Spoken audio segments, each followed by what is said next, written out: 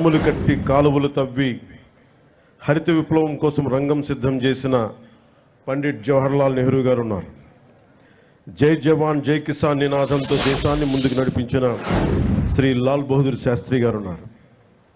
బంగ్లాదేశ్ ఆవిర్భావానికి శ్రీకారం చుట్టిన అపర దుర్గాదేవిగా పేరు తెచ్చుకుని అభివర్ణించబడే ఇందిరాగాంధీ గారు మీరు హిస్టరీ కాదు, మీరు జాగ్రఫీని సృష్టించారనే పేరు తెచ్చుకున్న ఇందిరాగాంధీ గారు ఉన్నారు. శ్రీమతి ఇందిరాగాంధీ గారు ఉన్న బంగారు నిల్వలు కూడా అమ్ముకోవాల్సిన దుస్థితిలో తన మేధా సంపత్తితోటి, విశిష్టమైన రాజకీయ అనుభవంతో ఆర్థిక సంస్కరణలు పట్టుకొచ్చి భారతదేశాన్ని తిరిగి ప్రపంచ పటంలో పెట్టిన గొప్ప వ్యక్తి, దార్శనికుడు పివి నరసింహారావు గారు ఉన్నారు. ప్రతి దశాబ్దానికి భారత భూభాగం మీద దండయాత్ర చేసే శత్రు దేశాలకి, వాటిని నడిపించే నాయకులకి వారి దేశ ఆర్థిక మూలాలు కానీ మొత్తం కదిలిపోయేలా, వారి మూలాలు కదిలిపోయేలా, శత్రు దేశాల మూలాలు కదిలిపోయేలా పోఖ్రాన్లో అణుబాంబుని పేల్చి భారతదేశ స్థాయిని చూపించి ప్రపంచాన్ని నివ్వెరపోయేలా చేసిన సింహరాజం శ్రీ అటల్ బిహారీ వాజ్పేయి గారు ఉన్నారు.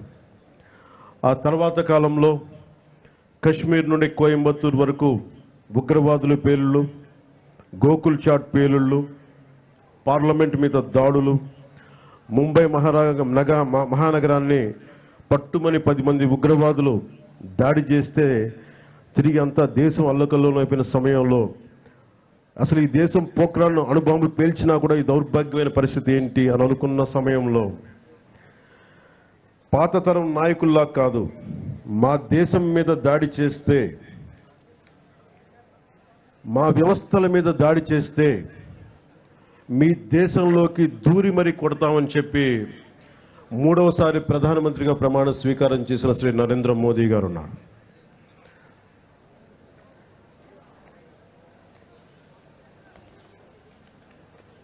ఇలాంటి మహానుభావులు ఎందరో, వారందరికీ నా వందనం. మన కాకినాడకు సంబంధించి ఎందరో మహానుభావులు, ఫ్రీడమ్ ఫైటర్స్ ఉన్నారు. దుర్గాబాయి దేశ్ముఖ్, బులుసు సాంబమూర్తి గారు, అలాగే 53 రోజులు మనకి ఉపవాసం చేసి బలిదానమై రాష్ట్రాన్ని ఇచ్చిన పొట్టి శ్రీరాములు గారు ఉన్నారు. పేరు లేని ఊరు లేని ఎందరో ఫ్రీడమ్ ఫైటర్స్, స్వాతంత్ర సమరయోధులు, వారి త్యాగాల్ని ఇది గుర్తు చేసుకునే సమయం. ఇదేదో ఆనందించే సమయం కాదు, చాక్లెట్లు పంచుకోవడానికి కాదు. ఇది ఎన్ని కోట్ల మంది త్యాగాలు చేశారు. ఒక 19 ఏళ్ల ఖుదీరామ్ బోస్, 23 ఏళ్ల భగత్ సింగ్, 13 ఏళ్ల రాణి గుయిడిని, వారందరికీ అంత చిన్న వయసులో చనిపోవడానికి ఏ అవసరం ఉంది? పుట్టబోయే తరాల వారి సానుభూతితోటి బాగుండాలని ఒకే ఒక కోరిక వారిని బలిదానాలు చేసేలా చేసింది. మనం ఎవరి త్యాగాల మీద, బలిదానాల మీద మనం బతుకుతున్నామో వారిని గుర్తు తెచ్చుకోవడానికి, బాధ్యతగా భవిష్యత్ తరాలకి మనం అదే భవిష్యత్తుని, బలమైన భవిష్యత్తుని ఇవ్వడానికి ఇది ఈ రోజుని మనం తీసుకుంటాం. ఆ దేశభక్తే మమ్మల్ని ఈ రోజున ఇక్కడ ఇలా నిలబెట్టింది. ఒక నియంతృత్వ ధోరణితో 3.5 కోట్ల మంది ప్రజల కోసం స్వాతంత్ర స్ఫూర్తిని తీసుకుంటూ ముందుకు తీసుకెళ్తున్నాం. ఈరోజు మీ ముందు నిలబడ్డాం. ఇదే రోజున సంవత్సరం కరెక్ట్గా 78 సంవత్సరాల క్రితం ఇంకా మన పక్కనున్న తెలంగాణకి ఇంకా స్వాతంత్రం రాలా. నెహ్రూ గారు ఎర్రకోట మీద జెండా ఎగరేస్తున్నప్పుడు పక్కనున్న పంజాబ్లో వేలాది మంది ఆడపడుచుల మానాలకి అవమానం జరిగింది. మన పక్కనున్న తెలంగాణలో రజాకారులు అర్ధనగ్నంగా ఆడపడుచుల్ని బతుకమ్మాడించిన పరిస్థితులు. అలాంటి పరిస్థితులను తట్టుకొని పాకిస్తాన్, తూర్పు పాకిస్తాన్గా 2 విడిపోయి ఇప్పుడు ప్రస్తుత బంగ్లాదేశ్ విడిపోతూ ఎన్ని లక్షలాది మిలియన్స్ ఆఫ్ పీపుల్ రోడ్ల మీద పడిపోయి ఉన్న ఊరిని, సొంత ఊరిని, ఇళ్ళని వదిలేసి కాందీసుకులుగా ఏర్పడ్డారు. వారి బలిదానాల మీద ఈ దేశం నిర్మించబడింది. వారి బలిదానాలను గుర్తు తెచ్చుకునే రోజు ఇది. మనందరం ఆనందించే రోజు కంటే కూడా ఎంత బాధ్యత ఉండాలని గుర్తుకు పెట్టే రోజు. అలాంటి బాధ్యతే ఈ రోజున మిమ్మల్ని ఈ వేదిక ముందు నిలబెట్టింది. 1923 కాకినాడలో జరిగిన భారతీయ జాతీయ కాంగ్రెస్ మహాసభలు జిల్లా వేదికగా జరిగిన ఒక అపురూప ఘట్టం. గాంధీజీ గారి పిలుపు మేరకు జిల్లా ప్రజలు చొల్లంగి, ఉప్పాడ తీరంలో నిర్వహించిన ఉప్పు సత్యాగ్రహం బ్రిటిష్ పాలకులను గడగడలాడించింది. విప్లవ జ్యోతి మన్యం వీరుడు అల్లూరి సీతారామరాజు కాకినాడలో చదువుతున్న రోజుల్లోనే దేశ దాస్య విముక్తి కోసం పోరాట కాంక్ష ఆయనలో రగులుకుంది. ఆంధ్ర భగత్ సింగ్ ఖ్యాతి గడించిన ప్రతివాద వెంకటాచారి కాకినాడలో నిర్వహించిన విప్లవ ఉద్యమం తెల్లవాళ్ల వెన్నులో వెనుక పుట్టించింది. అందుకే ఆయన ప్రతివాద భయంకరాచారి అంటారు. దుర్గాబాయి దేశ్ముఖ్, బులు సాంబమూర్తి వంటి ఎందరో జిల్లా ప్రముఖులు స్వాతంత్రోద్యమంలో ప్రజల ముందుకు నడిపించారు. వారి ఆశయాల బాటలో కుల, మత, భాష, ప్రాంతాలకు అతీతంగా దేశ సమగ్రతకు, సంక్షేమం, సామాజిక న్యాయం మౌలిక లక్ష్యాలుగా సుపరిపాలనను ఈ రాష్ట్ర ప్రభుత్వం ప్రజలకు అందిస్తుంది. సూపర్ 6 ప్రాధాన్యతల అమలుతో రాష్ట్ర పునర్నిర్మాణానికి షణ్ముఖ వ్యూహంతో ముందుకు వెళ్తుంది. ఈ 78వ స్వాతంత్ర దినోత్సవ శుభవేళ మన జిల్లాలో అమలవుతున్న అభివృద్ధి సంక్షేమ కార్యక్రమాలను మీకు ఒక సంక్షిప్తంగా వివరిస్తాను. దేశంలోనే ఆదర్శనీయ రైతులు, వృద్ధులు, దివ్యాంగులు, వితంతువులు తదితర ఏ ఆసరా ఆలంబన లేని 28 కేటగిరీల ప్రజలకు రాష్ట్ర ప్రభుత్వం అండగా నిలుస్తూ వారికి సామాజిక పెన్షన్లు గణనీయంగా పెంచింది. జిల్లాలో 17 కేటగిరీలకు చెందిన 2,77,594 మంది లబ్ధిదారులకు 117 కోట్ల మొత్తం పెన్షన్లుగా అందిస్తుంది. నిత్యాన్నదానంతో అన్నార్తుల ఆకలి తీర్చి పేదల మదిలో ఆరాధ్యమూర్తిగా నిలిచిన అపర అన్నపూర్ణ డొక్కా సీతమ్మ గారు ఆమె మహోన్నత జీవితం ఆశయాలకు నివాళిగా ఎన్డీఏ రాష్ట్ర ప్రభుత్వం పాఠశాలల్లో మధ్యాహ్న భోజన పథకాన్ని డొక్కా సీతమ్మ గారి పేరిట అమలు చేస్తుంది. జిల్లాలో 1258 పాఠశాలల్లో 1,22,591 మంది విద్యార్థులకు, చిన్నారులకు డొక్కా సీతమ్మ మధ్యాహ్న బడి భోజన పథకం ద్వారా పౌష్టికాహారం అందిస్తున్నారు. ₹2కే కిలో బియ్యం పథకం లాంటి ఎన్నో పేదరిక నిర్మూలన కోసం పథకాలకు నాంది పలికిన స్వర్గీయ నందమూరి తారక రామారావు గారు పేదల కోసం ఆయన స్ఫూర్తి ఆశయాలు కొనసాగింపుగా రాష్ట్ర వ్యాప్తంగా పట్టణాల్లో పేదలకు ₹5 భోజనం అందించే అన్నా క్యాంటీన్లని ఈ రోజు నుంచి పునఃప్రారంభిస్తున్నాం. మన జిల్లాలో మొత్తం 11 అన్నా క్యాంటీన్లు పేదలకు అందుబాటులో వస్తున్నాయి. ప్రజలకు పారదర్శక రీతిలో ఇసుక లభ్యత కోసం నూతన ఉచిత ఇసుక విధానాన్ని రాష్ట్ర ప్రభుత్వం గత జూలై 8వ తారీఖు నుండి అమల్లో తీసుకొచ్చింది. తొలి విడత ప్రధాన్ మంత్రి ఆవాస్ యోజన పథకం కింద జిల్లాలో వచ్చే అక్టోబర్ నెల నాటికి 4,500 గృహాల నిర్మాణం పూర్తి చేసేందుకు 100 రోజుల ప్రణాళిక అమలవుతోంది. ప్రధాన్ మంత్రి ఆవాస్ యోజన 2.0 ద్వారా 2025 నుండి కేంద్ర ప్రభుత్వం అందించే 2.5 లక్షలు మొత్తానికి తన వంతుగా మరో 50 లక్షలు, 1,50,000 జోడించి 4 లక్షల రూపాయల యూనిట్ విలువతో పేదలకు గృహాలు నిర్మించాలని రాష్ట్ర ప్రభుత్వం నిర్ణయం తీసుకుంది. అలాగే పేదలకు గ్రామీణ ప్రాంతాల్లో 3 సెంట్లు, పట్టణ ప్రాంతాల్లో 2 సెంట్లు నివాసన స్థలాలు మంజూరుకు నిర్ణయించింది తెలియజేసేందుకు చాలా సంతోషిస్తున్నాం. 2014-2019 వరకు జిల్లాలో ఇళ్లు నిర్మించుకున్న లబ్ధిదారులకు పెండింగ్ ఉన్న బిల్లులకు సుమారు 49 కోట్ల రూపాయలు బకాయిలను చెల్లించేందుకు ప్రభుత్వం విధి విధానాలను రూపొందిస్తుంది. జిల్లాలో టిడ్కో ద్వారా 529 కోట్ల నిధులతోటి 7,228 ఇళ్లను 5 ఏళ్ల క్రితమే నిర్మించగా 3,582 ఇళ్లను లబ్ధిదారులకు అందజేయడం జరిగింది.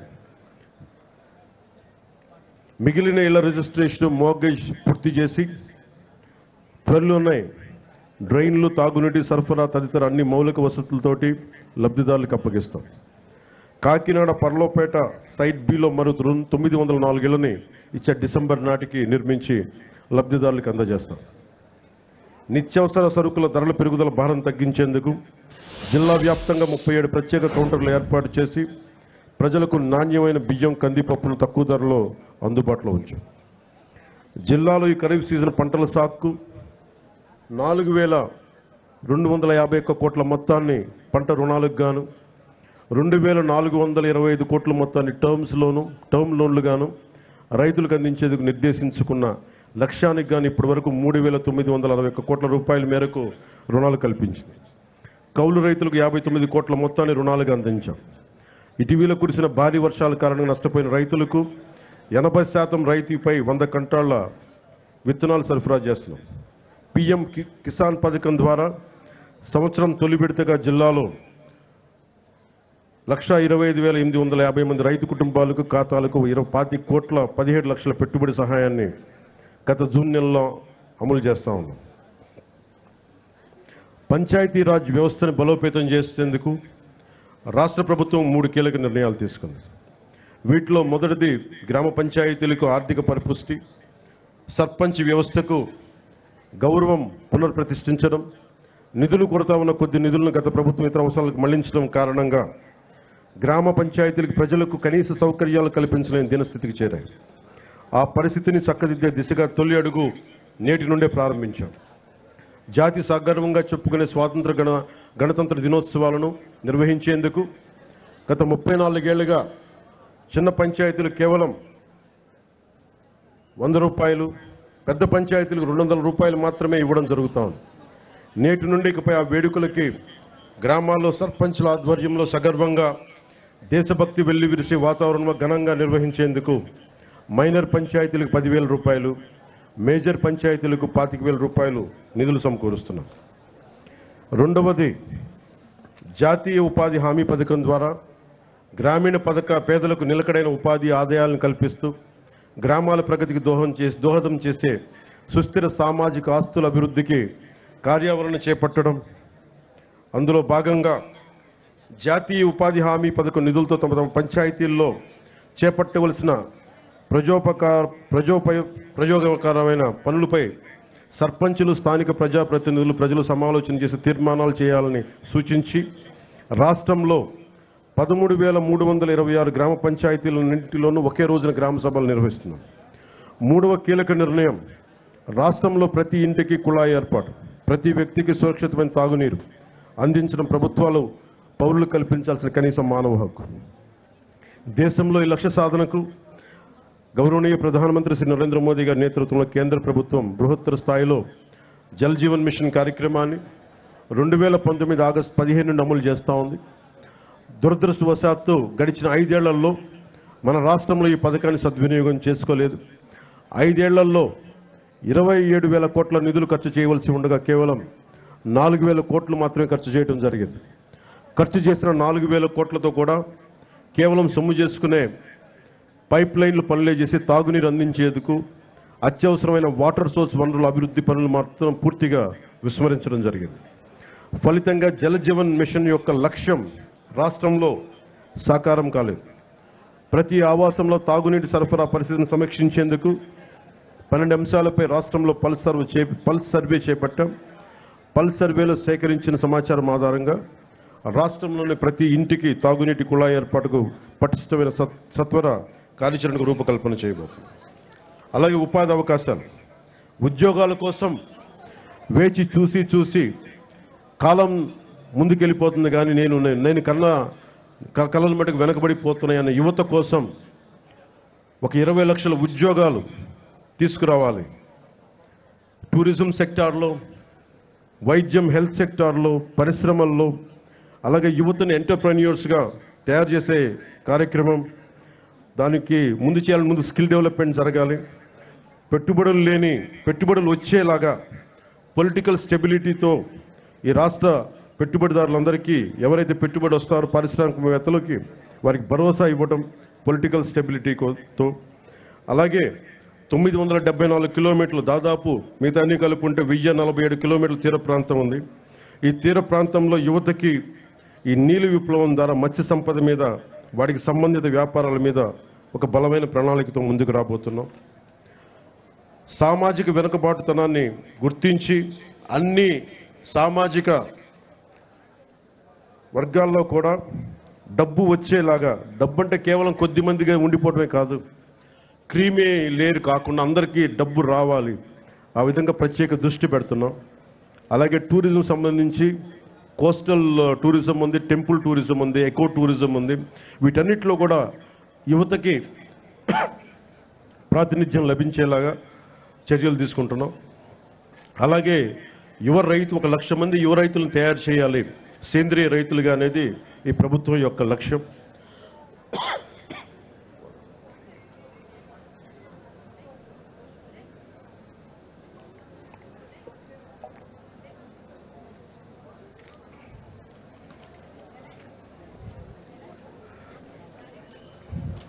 ముఖ్యంగా యువతని నిర్వీర్యం నిస్తేజం చేస్తున్న మాదక ద్రవ్యాల మీద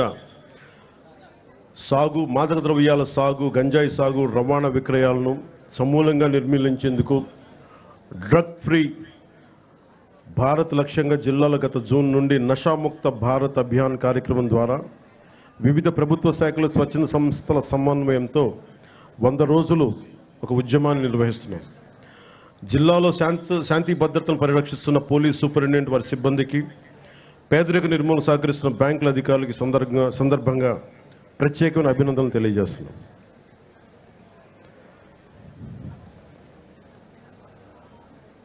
లా అండ్ ఆర్డర్ గత ప్రభుత్వంలో చాలా క్షీణించిపోయింది. మన ఉమ్మడి కర్నూలు జిల్లాలో 10 ఏళ్ల పాపని, ఇంకా పూర్తిగా 18 ఏళ్ళు రాని పిల్లలు, 14 ఏళ్ళు 13 ఏళ్ళ పిల్లలు ఏ విధంగా మనకి మానానికి భంగం కలిగించేలా ఎలా ప్రవర్తించారో మనందరికీ తెలుసు. 14 ఏళ్ల సుగాలి ప్రీతికి స్కూల్కి వెళ్ళడానికి ఇంటికి వెళ్ళిన సుగాలి ప్రీతి తిరిగి ఇంటికి రాలేదు, శవమై తిరిగి వచ్చింది. ఎటు చూసిన గత ప్రభుత్వ కాలంలో లా అండ్ ఆర్డర్ చాలా బలహీనపడిపోయింది, నిర్లక్ష్యం చేయబడ్డాయి విల్ఫుల్గా.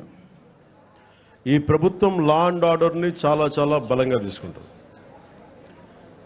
ఇక్కడ లా అండ్ ఆర్డర్ సరిగ్గా లేకపోతే పెట్టుబడులు వచ్చినా కానీ వెనక్కి వెళ్ళిపోతాయి. పెట్టుబడులకి, ఉద్యోగాలకి, రాష్ట్ర అభివృద్ధికి చాలా కీలకం లా అండ్ ఆర్డర్. అన్ని సభల్లో అధికారులందరికీ కలెక్టర్ సదస్సులో ఒకటే చెప్పాం, లా అండ్ ఆర్డర్ చాలా చాలా బలంగా ఉండాలి. ఒక ఆడబిడ్డ ఇంట్లో నుంచి బయటికి వెళ్ళి క్షేమంగా తిరిగి ఇంటికి వెళ్ళాలి, ఆ స్థితిలో ఉండాలని మేము కోరుకుంటా ఉన్నాం. చాలా లా అండ్ ఆర్డర్ చాలా అన్కాంప్రమైజింగ్ యాటిట్యూడ్, అన్కాంప్రమైజింగ్ ధోరణితోటి చాలా బలంగా ముందుకెళ్తున్నాం. ఈ సందర్భంగా మీకు ఒకటే తెలియజేసుకుంటా ఉన్నాం,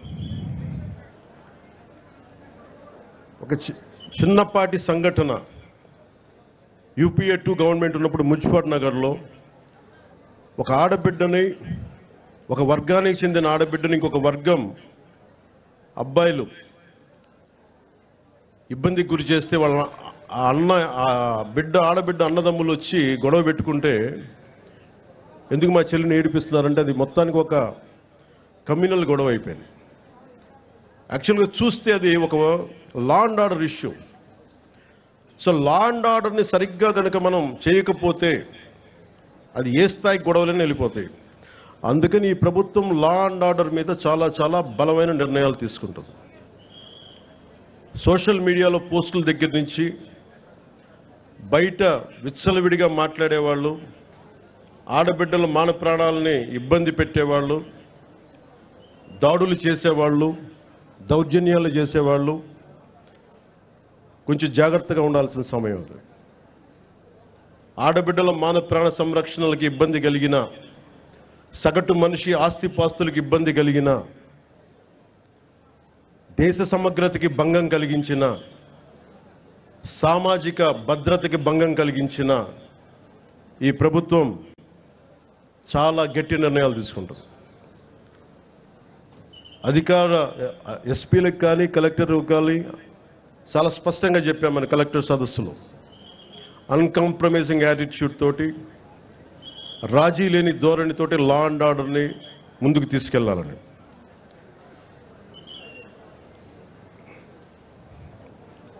ఈరోజు రాష్ట్రం లోతుకెళ్ళి చూస్తే, గతంలో కూడా తెలుసు, లోతుకెళ్ళి చూస్తే ఏ స్థాయిలో ఆర్థిక వ్యవస్థ ఉందంటే చిన్న భిన్నమైపోయింది. వేలాది కోట్లు, 4,000 కోట్లతోటి పంచాయతీరాజ్ మేము జల్ జీవన్ మిషన్కి నిర్మించామని చెప్తే పైపులు వేశారు, కానీ ఆ పైపులకి సంబంధించిన వాటర్ సోర్స్ ఇవ్వలేదు. అందుకే దాని మీద పల్స్ సర్వే జరిపిస్తూ ఉన్నాం. లా అండ్ ఆర్డర్తో పాటు ప్రజా సంపదని దుర్వినియోగం చేసిన ఎవరిని కూడా వదిలిపెట్టకుండా వారికి చట్టాల పరిధిలోకి తీసుకొస్తాం. ఉదాహరణకి మనకి ఏడీబీ రోడ్ అంటాం, 50 కిలోమీటర్లు కాకినాడ టు రాజమండ్రి. దానికి కావాల్సింది 390 కోట్లు. కొన్ని లక్షలాది మంది ఎప్పుడు తిరిగే రోడ్డు. అలాంటి రోడ్ని దృష్టి వదిలేసి, అలాంటి ఇన్ఫ్రాస్ట్రక్చర్ ఫెసిలిటీస్ వదిలేసి గత ప్రభుత్వం 640 కోట్ల పైచిలుకుతోటి అక్కడ ఋషికొండలో ప్యాలెస్ నిర్మించుకున్నారు. ఎక్కడ ఈ డబ్బు వెళ్ళిపోతుందో మీకు అర్థమవుతా ఉంది కదా. ఇవన్నీ ఆగాలి. ఇవన్నీ ఆగటానికి మీరందరం కృషి చేశారు. ఈరోజు మా మీద బాధ్యత పెట్టారు. వెంటనే ఈ ఏడీబీ రోడ్డు కూడా చాలా అత్యంత తొందరలో పూర్తి చేయాలి అని నిర్ణయం తీసుకున్నాం. కేబినెట్కి తెలియజేశాం. గౌరవ ముఖ్యమంత్రి శ్రీ చంద్రబాబు నాయుడు గారు తెలియజేశాం. ఈ ఏడీబీ రోడ్డు కూడా త్వరగా పూర్తి చేసే బాధ్యత ఈ కొత్త ప్రభుత్వం తీసుకుంటుంది. మన కర్ణాటకకి వెళ్తే రెడ్ శాండర్స్, మన ఎర్రచందనం దొంగలు మన అడవుల్లో కొట్టేసి, శేషాచలం అడవుల్లో కొట్టేసి కర్ణాటకలో తరలిస్తూ ఉంటే కర్ణాటకలో పట్టుకున్నారు. 100 కోట్ల రూపాయలు ఒకసారి, 40 కోట్ల రూపాయలు ఇంకొకసారి. ఆంధ్రప్రదేశ్ చెందిన ఎర్రచందనం దొంగల్ని మన కర్ణాటక ప్రభుత్వం తీసుకుంది. అక్కడ ఫారెస్ట్ అధికారులు చెప్పారు, వేలం వేశారు. ఆ డబ్బు కర్ణాటక ప్రభుత్వానికి వెళ్ళిపోయింది. అదే 140 కోట్లు కనుక మనకు ఉండుంటే, రాష్ట్ర ఖజానాలు కనుక ఉండుంటే, ఎంతమంది విద్యార్థుల్ని అంబేద్కర్ విదేశ విద్యా పథకానికి పంపించవచ్చు, ఫీజు రీఎంబర్స్మెంట్లు చేయొచ్చు, ఇలాంటి ఎన్నో చూడొచ్చు. కానీ దురదృష్టం ఆ పరిస్థితుల్లో లేదు. సో మేము ముందుకొచ్చి ఇవన్నీ బయటికి తీసి ఆ నిధుల్ని అవన్నీ తిరిగి మనకి చెందేలాగా ప్రయత్నాలు మొదలు పెడతాం.